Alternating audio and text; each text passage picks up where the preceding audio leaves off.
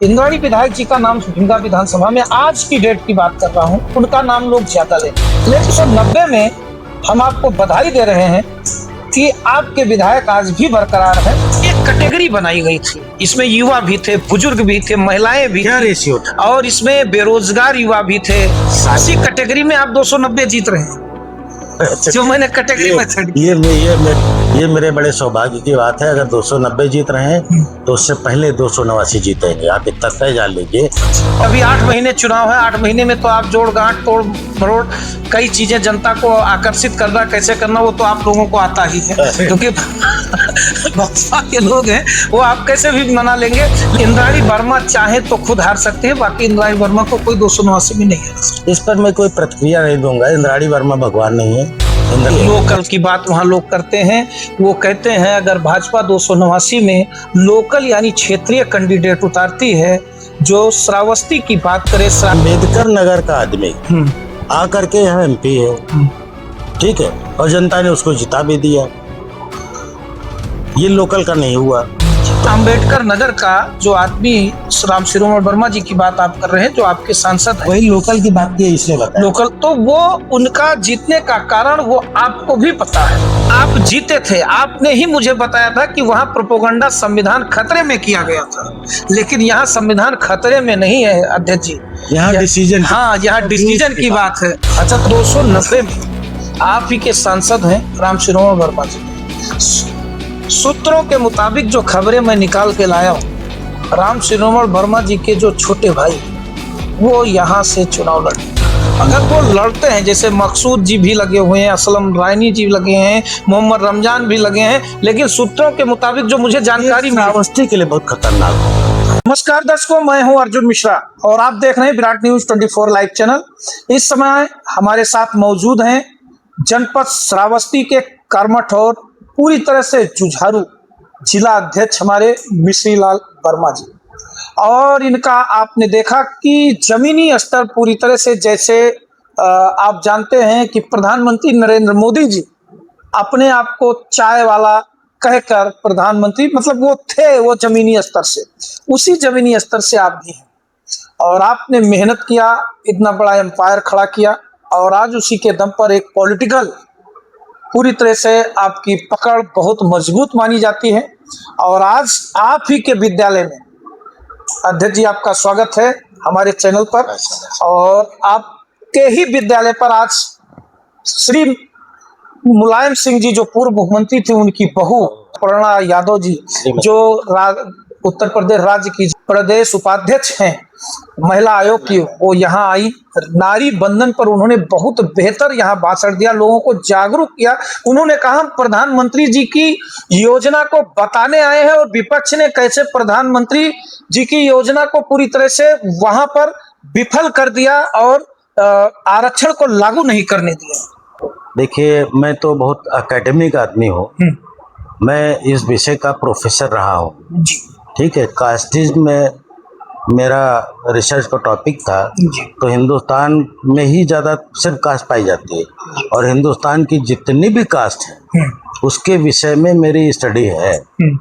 अगर मुझे लगता है कि राहुल गांधी को और अखिलेश यादव को इरावती कार्वे को पढ़ना चाहिए, एम श्रीनिवास को पढ़ना चाहिए, भारतीय समाज को समझना चाहिए, BR अम्बेडकर को पढ़ना चाहिए, इसके बाद में महिलाओं के संदर्भ में बात करना चाहिए।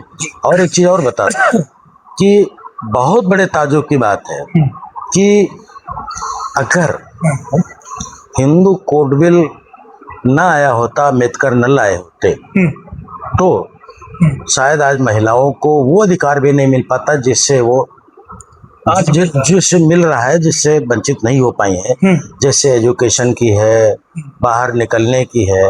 अन्यथा इस देश की सामाजिक स्थिति बहुत खराब थी। अभी जब हमारा वो हो रहा था तब भी मैंने कहा था कि अब कल्पना करिए यहाँ के महिलाओं के संदर्भ में जब सती प्रथा तक की स्थिति पाई जाती रही है, तो आज वास्तव में अगर प्रोग्रेसिव समाज की जरूरत है, दुनिया को देखिए, दुनिया के प्रोग्रेसिव समाज, वहीं पर डिस्क्रिमिनेशन नहीं है जो प्रोग्रेसिव है, और जो प्रोग्रेसिव नहीं है वहाँ पर डिस्क्रिमिनेशन है। इसीलिए आपने देखा होगा हिंदू मुस्लिम आप देख लीजिए, मुस्लिम महिलाओं में क्यों है, उनको साबानो केस के संदर्भ में क्यों बात करनी पड़ रही है, क्यों ऐसा लाना पड़ रहा है, क्योंकि मुस्लिम कोड भी ला नहीं पाया था। अन्यथा महिलाएं तो बिल्कुल अधिकार से वंचित थी। तो इस तरह से अगर मोदी जी ने किया है उनको समाज में राजनीति में आगे लाने के लिए, तो इस पर मुझे लगता है महिलाओं को आगे लाने के लिए वो जरूरी है। आरक्षण का अर्थ भी जानना चाहिए हमारे विपक्षियों को, जो आरक्षण का अर्थ नहीं जानते हैं, जिसके कारण विरोध कर रहे हैं।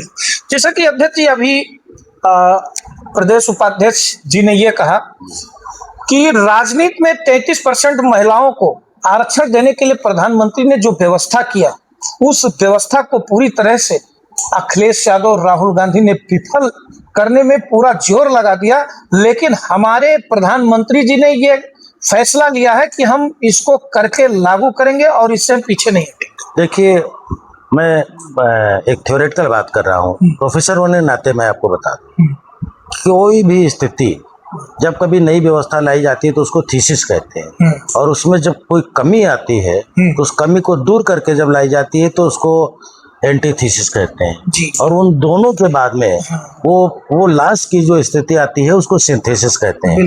तो ये थीसिस के संदर्भ में भी चाहे राहुल गांधी जी हो चाहे अखिलेश जी हो, अगर आप थीसिस भी नहीं लाएंगे, कोई व्यवस्था ही नहीं लाएंगे, इसको गांव की भाषा में कहें, अगर आप बीज नहीं बोएंगे तो फसल नहीं आएगी। इसके बाद में उसको रोगों से बचाओगे।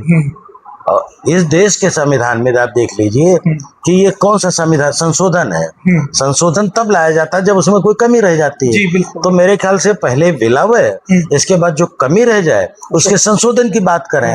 और आप ये क्यों बात नहीं करते हैं कि हम जब आएंगे तो इसको संशोधित कर देंगे, बिल्कुल जो अधिकार मिल रहा है वो तो दीजिए, वो भी नहीं देना है, हमें वो करना ही नहीं है। तो ये बेसिक प्रॉब्लम है कि करना और न करना दोनों के बीच में लोग झूल रहे हैं। और मैं इसमें विपक्ष जो है क्यों टांग अड़ा रहा है, इस पर हम ये जानना चाहते हैं। विपक्ष थीसिस एंटीथीसिस नहीं सिंथेसिस पर आया है, और मुझे लगता है कि ये शुरुआत भी नहीं करना चाहता है। अच्छा, इसलिए ऐसा है। अन्यथा विपक्ष जो कह रहा है वो तो इस सिचुएशन के बाद में ये तीसरी सीढ़ी है। पहली सीढ़ी आप चढ़े नहीं, दूसरी चढ़े नहीं, और छत पर पहुंच जाना चाहते हैं। क्या संभव है? नहीं। स्टेप बाय स्टेप आप बढ़ सकते हो। तो यही विकास का क्रम है। आप कुछ नहीं दिए महिलाओं को, ठीक है, अगर उनको अधिकार को दे करके इसके बाद में बराबरी का लाना है। मैं आपको एक सिद्धांत बताता हूँ, बहुत इंपॉर्टेंट है, चाहे आप इसको बहुत अच्छे से कोट करिए। नहीं बिल्कुल कोट करिए। क्या है एक सिद्धांत का? एक बार क्या हुआ कि चंपारण में नील की खेती होती थी। चंपारण में ब्रिटिशर्स ने वहाँ बढ़ा दिया वो उनका टैक्स जी। तो वहाँ के कुछ हम जैसे कुछ युवा लड़के थे, तो वो गांधी जी के पास गए। उन्होंने गांधी जी से कहा कि साहब चंपारण की बड़ी खराब स्थिति है और आप हम लोगों का साथ दीजिए, आप चलिए वहाँ पे जी। तो गांधी जी ने उनसे कहा कि आप एक काम करिए कि आप लोग जाइए और वहाँ के जो लोग हैं उनको थोड़ा सा एडुकेट करिए, उनको अवेयर करिए। इसलिए जब हम चलेंगे तो लोगों को उस विषय में मालूम तो हो जी कि हमारे ऊपर अत्याचार हो रहा है, अन्याय हो रहा है, शोषण हो रहा है कि नहीं हो रहा है, तब वो हमारा साथ देंगे तो हम आगे बढ़ेंगे। तो ये उनका ये फिलॉसफी थी कि मतलब पहले सामाजिक रूप से आप आगे बढ़ जाइए तो राजनीतिक रूप से आपको सफलता मिल जाएगी। इसी का उल्टा कांशीराम जी आए तो कांशीराम जी ने ये कहा कि अगर हम राजनीतिक रूप से आगे हैं तो सामाजिक रूप से अपने आप आगे हो जाएंगे। बिल्कुल ठीक है, इसीलिए वो पहले सत्ता में, इसके बाद समाज अपने आगे जाएगा। तो दो फिलॉसफी है। अब इस फिलॉसफी में किसी भी फिलॉसफी को ले लीजिए, कांशीराम जी की फिलॉसफी को ले लीजिए, तो कहते हैं राजनीतिक रूप से आगे बढ़ जाओगे तो सामाजिक रूप से अपने आप बढ़ जाओगे, समानता आ जाएगी जी। यही महिलाओं में समानता की बात है। यही बात है ना जी। जैसे जिलाध्यक्ष जी, आप श्रावस्ती जनपद के जिलाध्यक्ष हैं वर्तमान में, और आपके लिए चुनौती में कई बार मैंने इंटरव्यू में आपसे पूछा भी है कि आपके लिए चुनौती भिलगा 289 बार आ रहा है। 21 साल से सूखा पड़ा है भिलगा विधानसभा। भाजपा वहां से हमेशा डिफीट खाती आई है। वहां दो ही प्रत्याशी, दो ही पार्टी के जीतते आए, या तो सपा या तो बसपा, या सपा या बसपा। राजा चंद्रमणि कांत सिंह के बाद एकदम सूखा पड़ा। ऐसे में आपकी रणनीति क्या होगी कि कोई चुनाव, अभी योगी आदित्यनाथ जी भी कह चुके हैं कि जनवरी में होगा, क्योंकि पार्टी की मीटिंग आपकी जो है राज्य स्तर और सेंट्रल पार्टी में हो रही है, ये आपको भी जानकारी है क्योंकि आप जिलाध्यक्ष हैं, आप तक सारे मैसेज भी आ चुके होंगे। तो ऐसी दशा में अब आपके लिए समय समझ लीजिए कम रह गया, कैसे इसको आप देखेंगे 289 को? देखिए मिश्रा जी, दो बातें होती हैं, ऑन द रिकॉर्ड और ऑफ द रिकॉर्ड। जी और ऑफ द रिकॉर्ड आप पूरे क्षेत्र में घूमे हैं, जी पूरे क्षेत्र को आप जानते हैं, जी और आपके सामने ये मैसेज जरूर गया होगा कि पहले के जिला अध्यक्ष में या पहले के भारतीय जनता पार्टी की तैयारी में और आज के समय में पूरे इलाके में कोई दूसरा है, कोई दूसरा मैसेज जा रहा है। नहीं, चर्चा तो आपकी चल रही है, जिला अध्यक्ष नहीं। अच्छे मिल रहा नहीं, ये नहीं लड़ाई नहीं, जिला अध्यक्ष के तौर पर श्रावस्ती में आपकी जो बात एजुकेटेड को लेकर कहा जा रहा है कि जिला अध्यक्ष हैं, अच्छे हैं, और यहाँ से विधायक का जो टिकट भी जाएगा जिला अध्यक्ष इसको देख कर ही करेंगे। नेचुरली मान लीजिए मैं विज्ञान का आदमी हूँ और राजनीति के पॉइंट से लेकर के और अप लेवल तक जी सारी गणित मुझे आती है। बिल्कुल ठीक है, बिल्कुल जी। आप तय जानिए कि इस बार मैं न केवल भिनगा, श्रावस्ती भी कम वोटों से जीता रहा हूँ।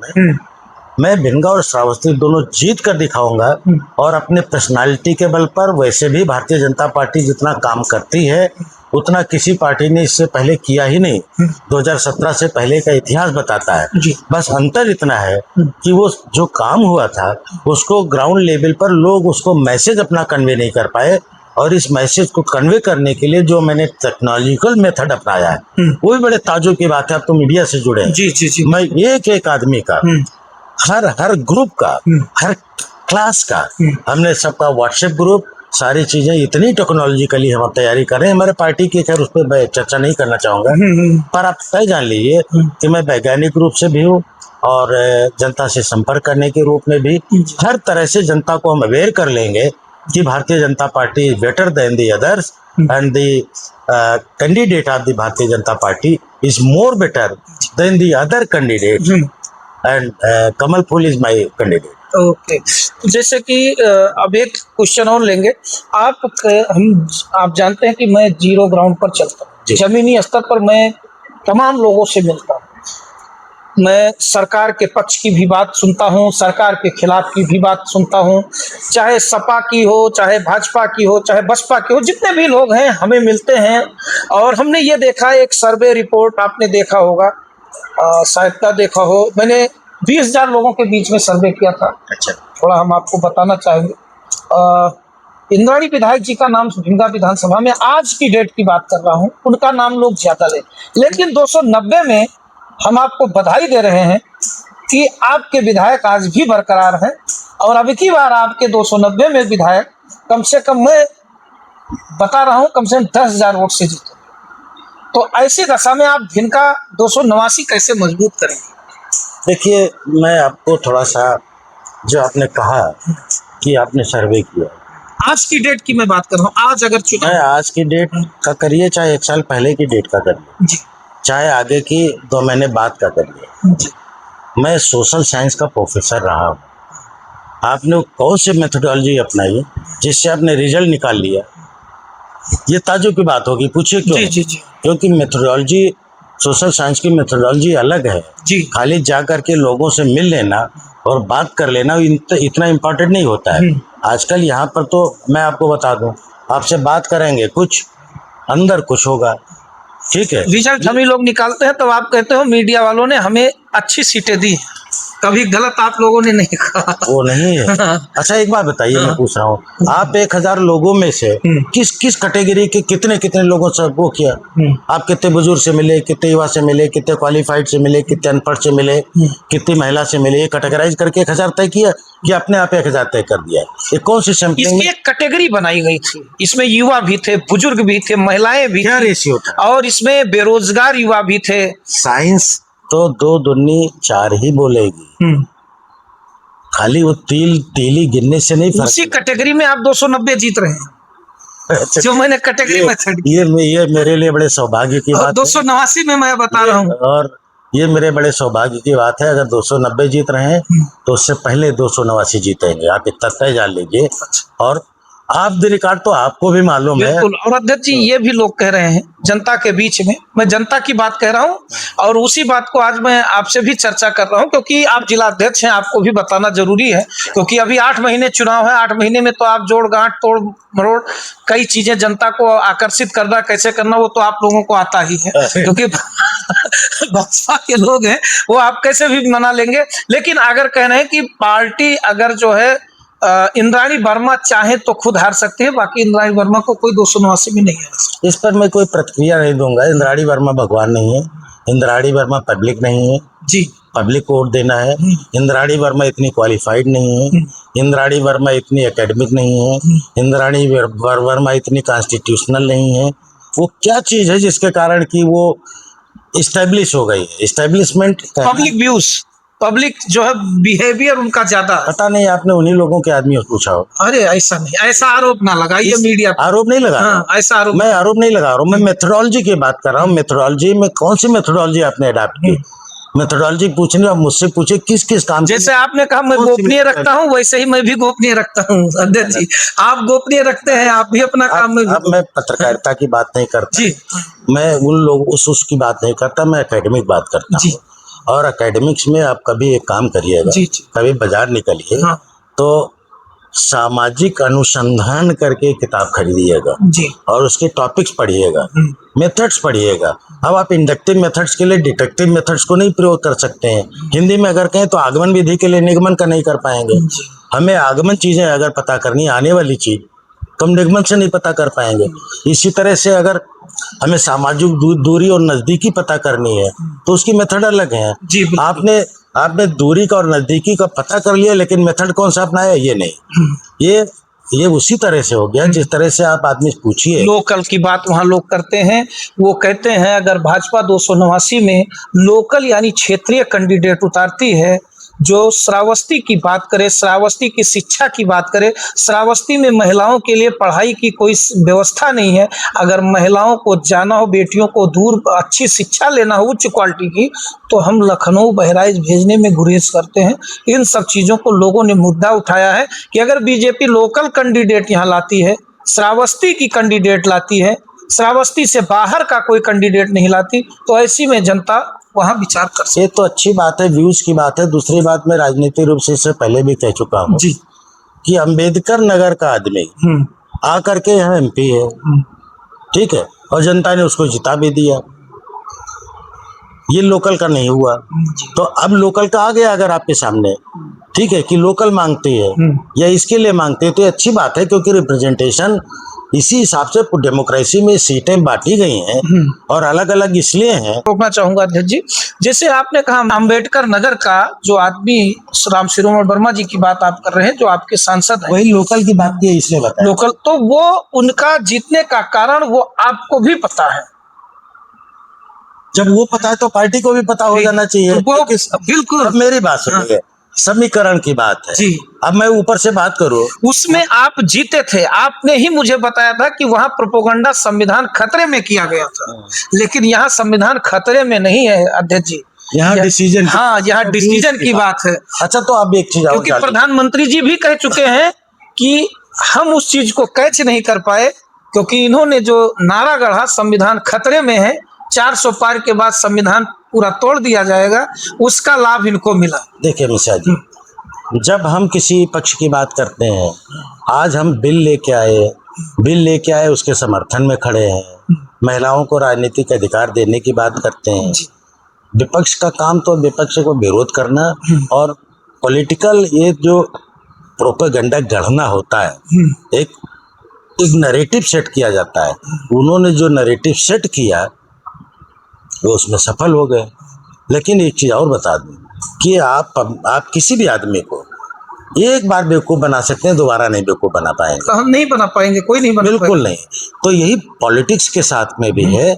और दूसरी बात, आप वैसे भी जानते हो कि भारतीय जनता पार्टी जितनी साइंटिफिक, जितनी प्रोग्रेसिव और जितनी समय के अनुसार चलने वाली, उतनी और कोई दूसरी नहीं।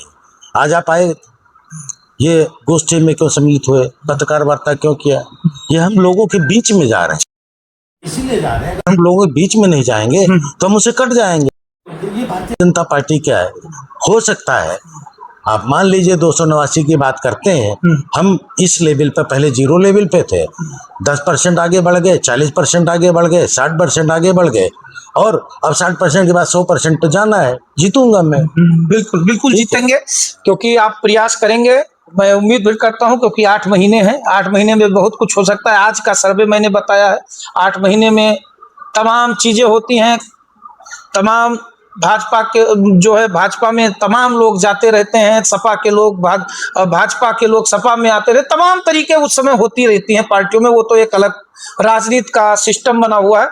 लेकिन जैसा एक सवाल हम पूछेंगे, तब आप बताइएगा, 290 में आप ही के सांसद हैं राम शिरोमण वर्मा जी। सूत्रों के मुताबिक जो खबरें मैं निकाल के लाया हूँ, राम शिरोमण वर्मा जी के जो छोटे भाई वो यहाँ से चुनाव लड़ने, हमें खबर नहीं, मुझे खबर नहीं है।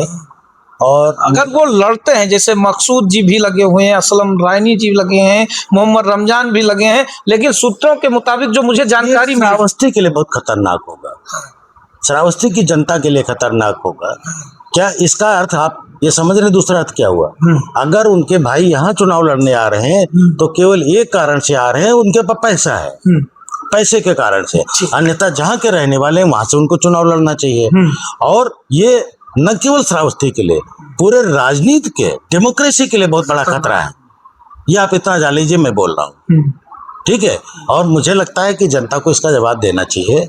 ऐसा नहीं है, क्षेत्र में आदमी अगर रामचरण पांडे जी काम कर रहे हैं, घूम रहे हैं तो कर रहे हैं, अब उनकी अपनी क्षमता के अनुसार पूरी तरह से दम लगाए, ऐसा नहीं, काम करते हैं। लेकिन खैर अध्यक्ष जी, उनके आने से मैंने बताया आज की डेट में भी चुनाव हो तो रामचरण पांडे जी को कोई डिफीट नहीं कर पाएगा, कोई दिक्कत नहीं होगी, दिक्कत नहीं होगी, चाहे जो आ जाए, कोई दिक्कत नहीं। आप क्या कहना चाहते थे अभी जो आपने? मैं ये कहना चाहता था कि आप पत्रकार हैं, मैं सोशल साइंटिस्ट हूँ जी, और मैं इस बात के लिए कहूँगा कि जब अगर हम दोनों मिल जाएं तो रिजल्ट एक्यूरेट मिलेगा। अगर 5 किलो 5 ग्राम है तो 5 किलो 5 ग्राम का मिलेगा, उसको दुनिया में कहीं जाइए चेक करा लीजिए। तो जब आप कभी सर्वे करिए तो उसकी मेथोडोलॉजी के विषय मुझसे ज़रूर चर्चा करिए, क्योंकि मैं इस मेथोडोलॉजी का प्रोफेसर रहा हूँ और इस देश में नहीं, दुनिया में जब कभी किसी की ज़रूरत पड़ती थी तो मुझसे राय लेते रहे। एक आपको लाभ मिल रहा है अध्यक्ष जी 289 में, लाभ ये मिल रहा है, 10% लोगों ने ये स्वीकार किया है कि पहले हम देखेंगे राज्य में किसकी सरकार बन रही है, और राज्य में जिसकी सरकार बनेगी उसको हम वोट करेंगे। हम एक चीज और बता रहे हैं, तो इसका लाभ हो सकता है कि 289, इसका मतलब आपने मान लिया, ये आप रिजल्ट ही बता रहे हैं कि आपकी सरकार किसकी बन रही है। हाँ, यही कहा ना जी। हम इससे भी और आगे बढ़ करके कहते हैं, हाँ, विजन की बात करता हूँ, जो आज के 10 साल पहले हो जाना चाहिए था। मैंने अपने इस विजन में मुख्यमंत्री जी से 4 बार मिला हूं, जिसमें 3 बार बल्कि 4 बार मैंने एक बात को रखा है, और जब कभी मौका मिलेगा ऊंचे फोरम पर तो जरूर रखेंगे। और अगर कहीं मेरा विजन पूरा हुआ तो आप जानिए ये क्षेत्र पूरा हिंदुस्तान का सबसे विकसित क्षेत्र माना जाएगा। क्या है मेरा vision? Indo Nepal international corridor. ये बहुत बड़ा मुद्दा है। ये होने के बाद श्रावस्ती नक्शे में नंबर 1 पर आ जाएगा। आकांक्षी मेरा भी पोस्टर लगेगा, चिंता न करिए। लेकिन मेरा ये है इंडो नेपाल इंटरनेशनल कॉरिडोर। और अभी मैं कल एक चिट्ठी लिख रहा हूँ, कॉरिडोर बघौड़ा में बनाइए, वो पूरा इकट्ठा एक नहीं होता है, एक नहीं होता। जो पीलीभीत से शुरू होगा, जो नेपाल बॉर्डर से शुरू होगा, जहाँ नेपाल शुरू होता है और जहाँ तक नेपाल जाता है वहां तक रहेगा। कॉरिडोर का मतलब खाली कॉरिडोर का मतलब रोड नहीं होता, रोड नहीं, वो विजन है। अब जैसे मैं आपको बताऊं, अभी इस बजट में ये पास किया गया है कि हम एक यूनिवर्सिटी सिटी बनाएंगे, कॉलेज बनाएंगे। तो यूनिवर्सिटी सिटी का मतलब हो गया कि एक ऐसा प्लेस जहाँ पर मेडिकल साइंस का हो, जहाँ पर इंजीनियरिंग हो, जहाँ पर और प्रोफेशंस हो, चाहे फोरेंसिक हो, चाहे सामान्य डिग्री हो, सारा एक ऐसा सिटी हो जिसमें सारे एजुकेशन के वो पाए जाते हो। आप कभी हमारे IIT कानपुर को देखा कि नहीं देखा? देखा है ना। आप उस कैंपस को देखिए, लगता है कि हम उस वातावरण में आ गए। आप हमारे कॉलेज में आइए, देखिए, लगता है कि हम इस वातावरण में आ गए। तो आपको वो वातावरण बनाना पड़ेगा डेवलपमेंट का। अब आप सोचिए मान लीजिए 10 यूनिवर्सिटी एक साथ 10 यूनिवर्सिटी की सिटी हो जाए, वो भी बॉर्डर एरिया पे, फायदा क्या होगा आपको? नेपाल में एजुकेशन की कमी है। हम यही तो बता रहे हैं श्रावस्ती की महिलाओं को भेजने की, अभी आपसे बात किया तो कम से कम यहाँ भेजेंगे। तो इसी ये डेवलपमेंट की विजन की बात है, जो कभी भी आप जिसका नाम ले रहे हैं इंद्राणी वर्मा जैसे आदमी के पास आ ही नहीं सकती है, जो एमएलए का फुल फॉर्म नहीं बता पाएंगे। हम खिलाफत नहीं कर रहे हैं, आप अन्यथा न लीजिएगा, लेकिन मैं तो अन्यथा लूंगा, मैं तो पत्रकार हूँ। नहीं तब भी मैं अन्यथा नहीं लूंगा। लेकिन आप पब्लिक में जाएंगे तो भी मेरी बात जानी चाहिए, अन्यथा न लीजिए। लेकिन वास्तव में डेवलपमेंट के लिए जरूरत है कि आप एक विजनरी हो, किसी काम को, किसी लक्ष्य को कैसे अचीव करेंगे, उस अचीव करने के प्रोसेस क्या होंगे, तरीके क्या होंगे, वो सारी चीज़ें अगर नहीं आएंगी तो आप उसको नहीं प्राप्त कर सकते। यही नियम है। आखिरी में सवाल लेंगे अध्यक्ष जी, 289 में विकल्प कैसे चुनेंगे, यही सवाल लेकर हम बंद करेंगे। मुझसे अगर पूछें तो मैं सोशल साइंस की मेथोडोलॉजी बताऊंगा। एक मेथोडोलॉजी सोशियोमेट्री, जिसको कहते हैं समाजमिति विधि।